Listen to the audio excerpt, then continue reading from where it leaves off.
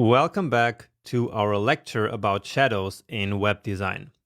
Now, shadows can play an important part in helping users figure out the relationships between parts of our designs, or we can just use them to add interesting visual details.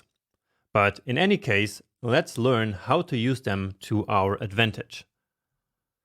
And let's begin this lecture with some concepts first. And in particular, let's start with a very brief history of shadows in user interface design, because there has been some back and forth in the trends over the last couple of years.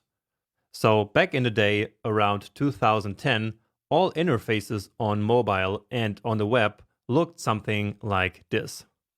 We call this skeuomorphic design, and it was full of realistic details and glossy effects, and lots of shadows.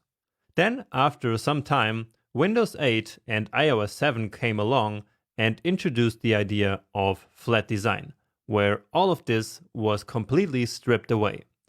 So no more realistic details or glossy effects or shadows.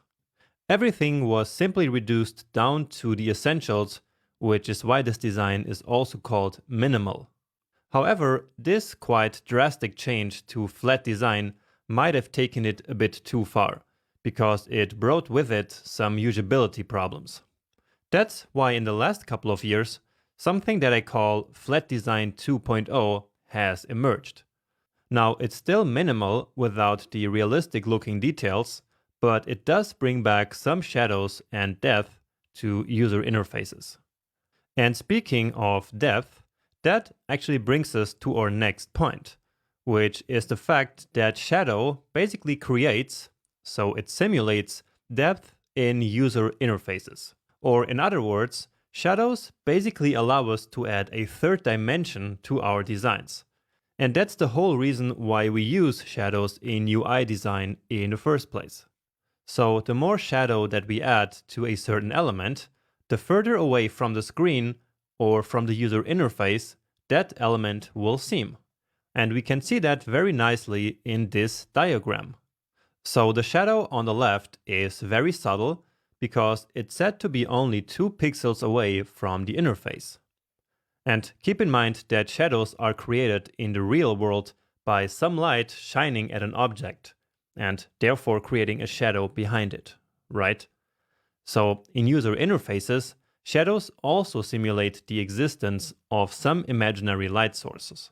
Now, if the element is only 2 pixels away from the screen, then it makes sense that it cannot cast a large shadow on the rest of the interface, right? And that's why the shadow is very subtle here. I think that is quite intuitive, because this is exactly what we experience also in the real world.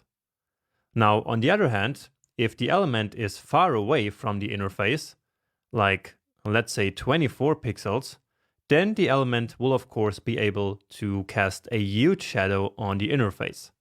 And so that's the reason why we see that here on the other end of the spectrum. We can also see that in this other diagram, where all these different shadows are represented in a kind of 3-dimensional space. Finally, I also want to just mention that we can use shadows on both boxes and on text. Now, in this lecture, we will focus on shadows on boxes though, which is what we see in these diagrams here. All right, so let's now see how we can use this idea of shadows in design. And first of all, you actually don't really need to use shadows if they don't fit your website personality. And again, we will talk more about this later, but for now what I want to show you is that, for example, in a serious design like this one here, we use a lot less shadows and many times no shadows at all, which is exactly what is happening right here. On the other hand, the more playful or more fun a design gets, the more shadows it will also use. So that's a very nice and easy rule that you can use for shadows in your own designs, even if you do not want to set a certain website personality. So even if you don't do that, you will still have some idea about how serious or how elegant your design should be. And so the more serious and elegant it is, the less shadows you are going to use. Now, we will go into what kind of shadow to use for different situations, but before we do that, let me give you two general rules on how to use shadows. And the first one is that you should always use shadows in small doses. So please don't go ahead and add shadows to every single element on the page, because that will just be confusing and will kind of defeat the purpose of using shadows in the first place. So in this example on the left, every single element does have a shadow. And in some cases, it might not make a lot of sense, like in these bullet points or the email form on the top left side, or on that big image. So if you add shadows to every single element, then that would be like adding shadows to no element at all. Because if all elements have shadows, then basically that doesn't create any visual hierarchy between these different elements. Now, on the other hand, in the example on the right, we only have shadows in some of these small images in the top right side. And so they are able to then create that illusion of depth. So basically, these two images look like they float on top of that other interface. And then also at the very bottom, so in these feature boxes, they also used some shadows there because they wanted this part of the design to really stand out from the rest. So having this kind of float over the rest of the design is used in this case to really make these elements more prominent than the rest of the content. So that's the first guideline on how to use shadows well. And the second one is that you must go light on shadows and not make them too dark. Because like you see here on this right example, that makes the design look kind of bad, really. There is not another word that I could think of there. It really just looks bad and unnatural too. So dark shadows like these look very unnatural because they actually don't exist in the real world. And so when we then see them in a design like this, we perceive them as simply looking bad and, well, unnatural, right? Now, using shadows in a bad way, which basically means to make them way too dark and to use them everywhere on the page, is one of the easiest ways to completely ruin an entire design. And so that's why following these two rules is absolutely crucial. If you make your shadows too dark and use them everywhere, it is actually best to not use shadows at all. And so be careful when you use them and make sure to follow these rules. And of course, also the next ones. And these next ones are about when to use shadows. So we should use shadows in the right situations. And so one of them is to use small shadows for smaller elements that we simply want to stand out from the page. Or in other words, elements that we want to draw attention to. And so that's exactly what happens here. For example, notice these call to action buttons, or even these entire small forms which have the input for an email address. These are very important elements on pages because these help to actually convert users to paid customers, for example. And so these are the kinds of elements that we usually want to stand out from the rest of the content on our pages. So that is the reason why we use these bright colors on them. And it's also the reason why we then add some shadows in order to make them stand out even more. And the same can of course be true for other elements such as images, like you see here on the left and on the top right, where the shadow simply has the purpose of basically making these elements as if they are floating a little bit on top of the interface. And so that draws attention to these images because they are somehow important for the storytelling or for displaying the product that's being sold. So these are examples of when we use small shadows. So next, let's talk about medium-sized shadows that we usually use for larger areas that we want to stand out even more than these smaller elements that we just talked about. So this technique of using medium-sized shadows is used all the time to make entire sections completely float above the page. So basically to make them stand out from the rest of the page. And these two examples show that in a very beautiful way.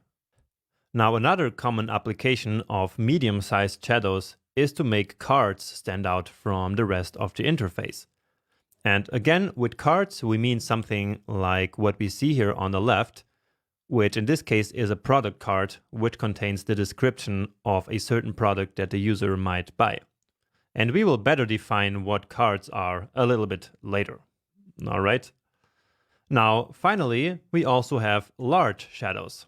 And these kind of shadows we use for elements that we really want to kind of float above the entire rest of the interface. And good examples of that are navigations and pop-up windows like you see here on the right. So all these three examples have like really large shadows. And so as we learned in the very beginning, that immediately makes us perceive it as though these elements are really floating above the rest, right?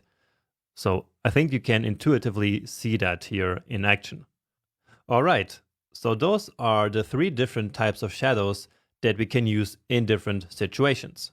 However, we can also try with experimenting of changing these types of shadows on different situations. For example, on mouse interactions like click and hover. So that's actually a very nice example where the normal state doesn't have any shadow at all. Then as we hover over the button, we can add a medium-sized shadow, which will kind of create the effect of the button being pulled closer to the user. So towards the user as they hover with the mouse over the button.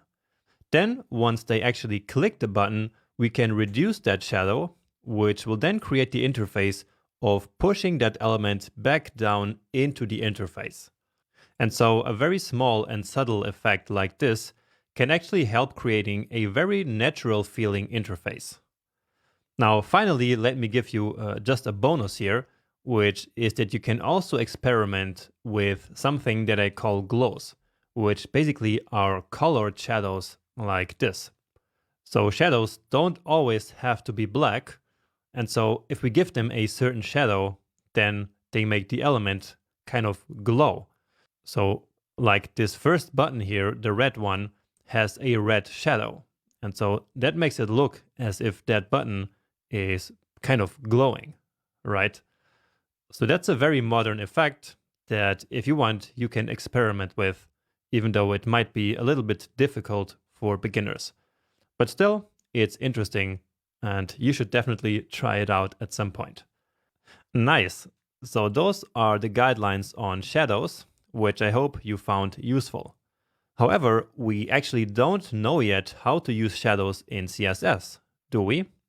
So let's actually learn that in the next video.